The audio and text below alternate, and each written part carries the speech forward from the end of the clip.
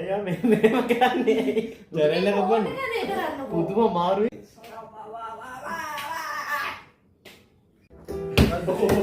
බල්ලෝ. ඔයා කොහොමද කැත්තයි මං කිය මේක. ඔන්න මේක. ඔන්න හැලිලා යෝගි. ඔය බයිය උඩ. ගොඩක් බයිය උඩ. මෙහෙම ගියාට පස්සේ ඔය යන්න එපා මෙහෙ ඉන්නවා. එකතර අර දැක්ක අත පේනවා. කරගෙන ඉඳපන් පණුව හරිද? ඔන්න දාන්න දාලා. එන අගිසි ඉන්නේ. තවනේ වැටෙනවා. කෑවනේ.